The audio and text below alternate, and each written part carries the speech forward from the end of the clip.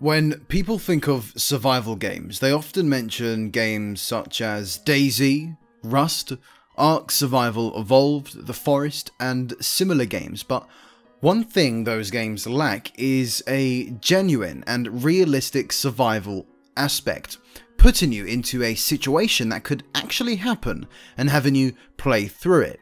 This is why I've decided to review this little underrated game here, SOS: The Final Escape, or as it's known in America, Disaster Report. In case you didn't know about this game, Disaster Report is a third-person survival/adventure game, which pits you against a city that is on the brink of sinking into the sea due to seismic earthquakes. And that's it. Nothing too crazy, no monsters or zombies, just plain survival with a little bit of cliche sprinkled in for good measure. We begin our game with Keith Helm, a young reporter who's currently on his way to start a new job in Capital City, but this wouldn't be much of an interesting game if you actually made it. An earthquake hits, which derails the train you're on and therefore starting your story. After spending a bit of time learning the controls and seeing how you fare against the game's multiple tries of killing you, you are then introduced to Karen Morris, a kind blonde who oftentimes can be a little airheaded, but you can tell she's a good person. And with that, Keith and Karen venture off into Capital City, hoping they can survive the many challenges ahead and escape from the crumbling city. Now, I won't go into too much detail due to spoilers, but what I can say is that the story, sadly, may be the weakest aspect of Disaster Report, but that doesn't mean there's nothing to enjoy here. It's a tale of survival, true survival between two people, but as you go deeper into the game, you'll soon uncover that more darker deeds are afoot. What does it all mean? Well, you'll have to play the game to find out.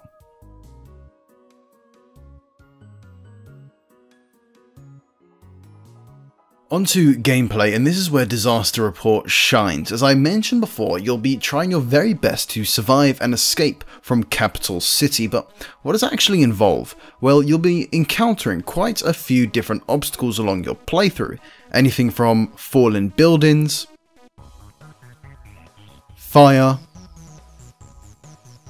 rapid canals, and much more.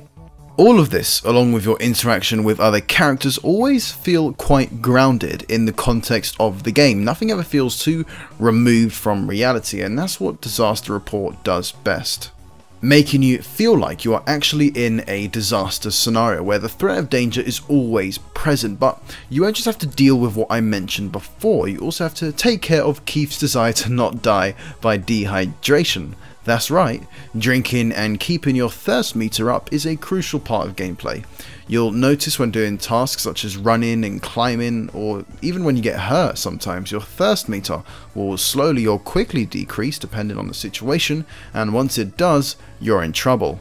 Luckily for you, or maybe unluckily depending on how you see it, water is plentiful in Capital City, and you're never too far away from the nearest source. This, however, for me is a negative, since having so many opportunities to stock up on your character's water supply seems to defeat the purpose of having to deal with keeping your character hydrated. Another important aspect of gameplay, though, is searching and keeping stock of important items. You'll be looking for bandages, you'll be looking for batteries, water purifiers, and the list goes on. Whatever you need to survive, you'll be keeping tabs on it, and you'll also be picking up important items that are key to completing environmental puzzles. Some are quite basic, such as finding this crowbar to open up a busted door, and some are quite odd, such as gaining all these materials and creating a raft out of them. You can even paint it too. Now, when venturing about Capital City, you have to be careful, as nearly everything can kill you. Destruction is everywhere, and you'll have to deal with it by responding fast and being smart.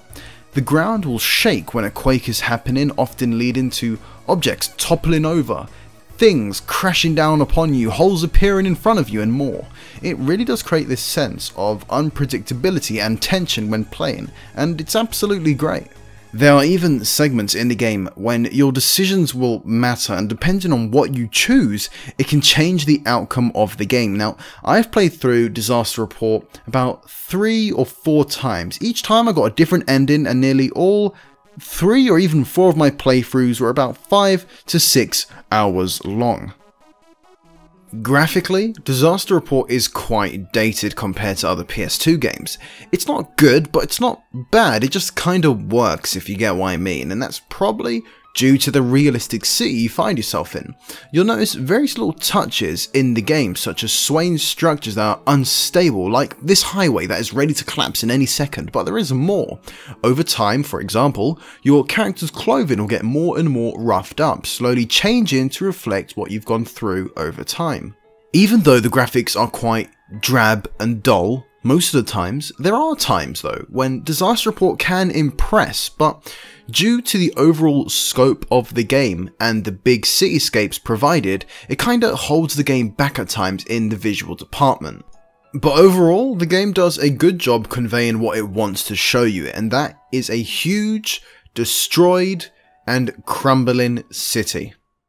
Despite Disaster Report being a short game and sometimes missing the mark on graphics, it will certainly leave you with a fresh experience worth remembering, since there isn't really any other games like it, other than its sequels of course, but on its own as a standalone game, it's one worth playing as it contains all these mechanics and parts that someone would need if they are looking to satisfy their survival game hunger, and it does a great job of capturing the pure carnage that would come with a citywide disaster like what's shown in game.